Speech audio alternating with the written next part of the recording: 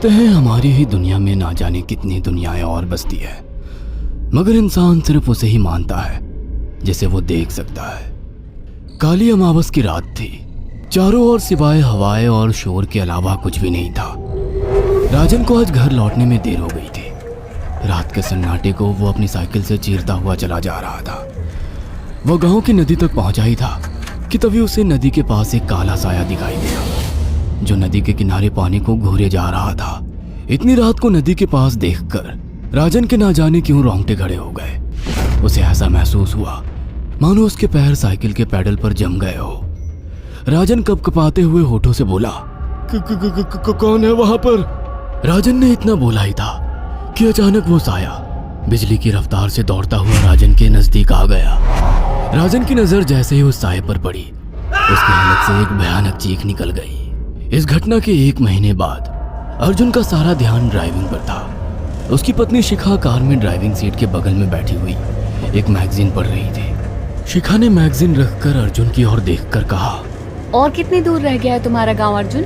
बस थोड़ी दूर रह गया है, आधे घंटे में हम पहुंच जाएंगे। तुम्हारे चेहरे पर इतनी टेंशन क्यों है? टेंशन क्यों नहीं होगी शिखा, मैंने अपनी माँ को बगैर बताए तुमसे लंदन में शादी जो कर ली। पता नहीं माँ तुम्हें देखकर कैसे रिएक्ट करेगी। डोंट वरी अर्जुन, मुझ पर भरोसा रखो। तुम्हारी माँ को मनाने की जिम्मेदारी मेरी है। आई होप शिखा ऐसा ही हो।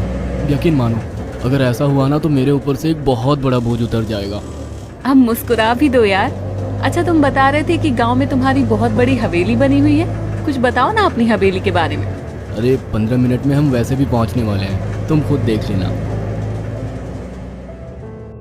कुछ ही देर में अर्जुन अपने गांव वीरपुर अपनी हवेली में खड़ा हुआ था। अर्जुन की मां अर्चना देवी अर्जुन के स्वागत के लिए हवेली के बाहर खड़ी हुई थी। अर्जुन ने दौड़कर अपनी मां के पैर छुए और डरते हुए बोला, ये शिखा है मां, मेरी पत्नी। हम दोनों ने लंदन में शादी कर ली।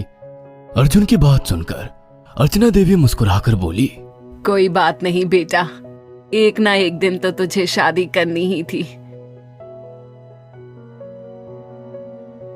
इतना बोलकर अर्चना ने अपनी बहू को गले लगा लिया और वो अंदर आने का इशारा करती हुई वहां से चली गई। अर्जुन को अपनी माँ का ये बिहेवियर देखकर बहुत ज्यादा हैरत हुई। उसे उसकी माँ इस बार बहुत बदली हुई सी लगी। अर्जुन पूरे 10 साल बाद लंदन से आया था। अर्जुन उन्हीं ख्यालों में खोया हुआ था कि उसके कानों में उसकी पत्नी शिखा की आवाज टकराई। अब क्या बाहर ही खड़े रहने का इरादा है क्या? अंदर नहीं चलोगे? कौन से ख्यालों में गुम हो गए? मुझे लगा था माँ को मेरी शादी के बारे में जानकर बुरा लगेगा, मगर माँ को तो जैसे कोई फर्क ही नहीं पड़ा। अजीब आदमी हो। ये तो अच्छी बात है, मुझे मेहनत करने की जरूरत ही नहीं पड़ी। चलो अब अंदर भी चलो। अर्जुन और शिखा अंदर की ओर चले गए। अर्जुन ने देखा कि उसकी हवेली में सन्नाटा पसरा हुआ था। उसे याद था कि उसकी हवेली में बहुत सारे नौकर चाकर हुआ करते थे। डाइनिंग टेबल पर डिनर के दौरान अर्जुन अपनी माँ से जो बोला वो सुन उसकी पत्नी शिखा और रहस्यमय अंदाज में मुस्कुराकर लगातार देखे जा रही थी। माँ, हवेली के सारे नौकर कहाँ गए? मैंने सबको छुट्टी दे दी बेटा। लेकिन क्यों माँ, तुम्हें तो काम करने में बहुत ज्यादा तकलीफ होती होगी। नहीं बेटा, मुझे कोई तकलीफ नहीं होती। कुछ वक्त से मुझे सुकून और सन्नाटा अच्छा लगता है। अर्जुन इससे पहले अपनी माँ से कुछ कहता कि उसकी माँ ने उसे बोलने से रोक दिया। अर्जुन चुपचाप खाना खाने लगा। खाने के बाद अर्जुन और शिखा बेडरूम में चले गए। अर्जुन बेड पर सोच में लेटा हुआ था कि अचानक शिखा अर्जुन से लिपट गई और वासना का तूफान अपने चरम पर पहुंच गया था। अचानक शिखा को दरवाजे पर 2 लाल लाल आंखें दिखाई दिए। उसे ऐसा लगा जैसे कि कोई उसे देख रहा हो। शिखा ने तुरंत बेड से उठकर अपने कपड़े पहन लिए। क्या हुआ शिखा? अर्जुन, मुझे ऐसा लगा जैसे कोई हम दोनों को देख रहा हो। पागल हो गई हो क्या? हवेली में सन्नाटा पसरा हुआ है, एक भी नौकर चाकर नहीं है। तुम्हें वहम हुआ होगा। तुमने तो सारा मूड खराब कर दिया शिखा, अब सो जाओ। उस रात अर्जुन तो गहरी नींद में सो गया, मगर शिखा की आंखों से नींद कोसों दूर थी। अगली सुबह शिखा जल्दी उठकर किचन की ओर चली गई, मगर उसने देखा कि उसकी सास अर्चना नाश्ता तैयार कर चुकी थी। माँ, आपने तकलीफ क्यों की? मुझे बुला लेती आप। शिखा की बात सुनकर उसकी सास अजीब से अंदाज में शिखा की ओर देखने लगी। उनके देखने के अंदाज में पता नहीं ऐसा क्या था कि शिखा को अपने रोंगटे खड़े होते हुए महसूस हुए। अर्चना धीरे धीरे करीब कदमों से शिखा के करीब आकर बोली, कोई बात नहीं बेटी, तुम्हें अब यहीं रहना है। तुम सिर्फ मेरे बेटे के साथ प्यार से रहो और जल्दी से मुझे एक पोता दे दो। काम की चिंता मत करो, वो सब मैं कर लूंगी। कुछ ही दिनों के बाद अर्चना गर्भवती हो गई। उसे हवेली में रहते हुए 6 महीने से ज्यादा वक्त हो चुका था और इन 6 महीनों में उसने नोट किया कि जब से वो गर्भवती हुई है, उसकी सास अचानक से आकर उसके पेट पर हाथ फेरने लगती और अजीब से अंदाज में उसके पेट को घूरने लगती। शिखा ने तंग आकर अर्जुन से कहा, अर्जुन, मुझे तुम्हारी माँ का बिहेवियर बड़ा अजीब लगता है। तुम्हारी माँ जब देखो मेरे पेट पर आकर हाथ फेरती रहती है। अरे माँ को अपने पोते के आने का बेसब्री से इंतजार है शिखा, इसमें अजीब लगने वाली क्या बात है? मैं तुम्हें कैसे समझाऊं? मैंने माँ की आंखों में एक अजीब सी चमक देखी है। कैसी चमक? शिखा के मुंह से अचानक से एक अल्फाज निकल गया, जैसे किसी डायन की आंखों में होती है। शिखा की बात सुनकर अर्जुन का गुस्सा 7वें आसमान पर पहुंच गया। वो गुस्से से चीखते हुए बोला, खबरदार शिखा, आगे एक शब्द मेरी माँ के खिलाफ मत निकालना, नहीं तो मुझसे बुरा कोई नहीं होगा। तुम्हें शर्म आनी चाहिए शिखा। जब से तुम यहाँ पर आई हो तब से मेरी माँ तुम्हारी कितनी चिंता करती है। वह तुम्हें समय से खुद नाश्ता बनाकर देती है, खाना देती है, यहाँ तक कि हवेली की साफ सफाई भी वो अकेली करती है। क्या बोलूं अब तुमसे, शर्म आती है मुझे तुम्हें अपनी पत्नी कहते हुए। इतना कहकर अर्जुन गुस्से से कमरे से निकल गया। शिखा अर्जुन से बहुत कुछ कहना चाहती थी मगर कह नहीं पाई। उसने महसूस किया था कि चाहे कितनी भी तेज आंधी और तूफान आए मगर हवेली के अंदर धूल की एक परत तक नहीं जमती थी और दिन ब दिन अर्चना के चेहरे की झुर्रियां कम होती जा रही थी। ऐसा लगता था मानो वो जवान हो रही हो। शिखा के अब 9 महीने कंप्लीट हो चुके थे और एक रात अचानक उसे प्रेगनेंसी पेन होने लगे। वो दर्द से तड़पने लगी। ये देखकर अर्जुन घबरा गया। वो दौड़ा दौड़ा माँ को बुलाकर लाया और बोला, माँ, हमें तुरंत शिखा को किसी अच्छे हॉस्पिटल में एडमिट कराना होगा। अर्जुन ने देखा कि उसकी माँ ने उसकी बात को सुना ही नहीं। वो तो बस शिखा के गर्भ की ओर आंखें फाड़ फाड़ कर देखी जा रही थी।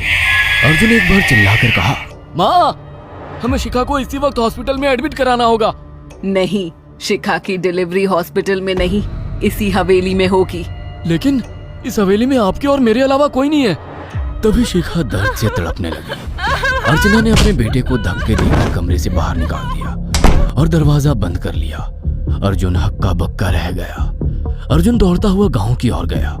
उसने देखा कि गांव में एक पेड़ के नीचे गांव के सभी बुजुर्ग इकट्ठे थे। उनके हाथों में जलती हुई मशालें थीं। अर्जुन उनके पास पहुंच गया और बोला, मेरी मदद कीजिए, मेरी बीवी को प्रेगनेंसी दर्द हो रहे हैं। आप प्लीज किसी दाई को बुला लीजिए, जितना पैसा चाहिए देने को मैं तैयार हूँ। तभी उसके कानों में गांव के सरपंच की आवाज टकराई, बेवकूफ लड़के, तू अपनी बीवी को एक डायन के यहाँ पर मरने के लिए छोड़ आया। क्या कहना चाहते हैं आप? आप जानते हैं आप क्या कह रहे हैं? वही जो तू सुन रहा है। तेरी माँ एक डायन है। इन गांव वालों के हाथों में जो मशाले देख रहा है ना, हम तेरी ही हवेली में आग लगाने जा रहे थे। तेरी माँ ने इस गांव में ना जाने कितने नौजवानों को मार कर खाया है। तेरी माँ एक डायन है।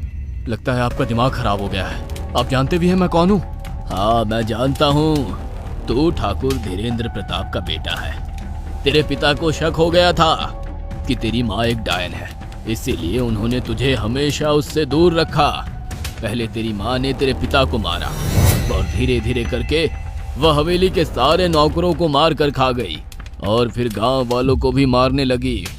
और अब तो तेरे होने वाले बच्चे को खाएगी, क्योंकि डायन को नवजात शिशु का मांस खाना बहुत पसंद होता है। अगर मेरी बात पर यकीन नहीं है तो चलकर मेरे साथ तो खुद अपनी आंखों से देख ले। इतना कहकर सरपंच अर्जुन को लेकर हवेली की ओर चल पड़ा। उसके पीछे कई लोग थे जो जलती मशाले पकड़े हुए थे। हवेली के अंदर घुसकर उन्होंने उस कमरे के दरवाजे को तोड़ दिया जहाँ पर शिखा थी।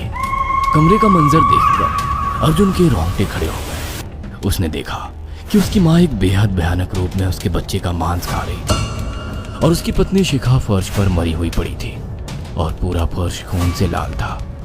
अर्जुन को अपनी आंखों पर यकीन नहीं आ रहा था कि तभी उसकी माँ उसके ऊपर झपटी। सरपंच ने चीखकर कहा, अरे इस डायन को आग लगा दो, जिंदा जला दो इसे और साथ ही इस हवेली को भी। सभी लोगों ने जलती हुई मशाले डायन के ऊपर फेंक दी। देखते ही देखते डायन दर्द से चीखने और चिल्लाने लगी और कुछ ही देर में वो जलकर राख हो गई। हवेली में आग लगते ही सभी लोग अर्जुन को खींचकर बाहर ले आए। अगले दिन अर्जुन अपनी पत्नी की यादें साथ लेकर आंखों में आंसू लिए दोबारा लंदन वापस चला गया। अगर आपको हमारी ये कहानी पसंद आई हो तो इसे लाइक और शेयर करना ना भूलें।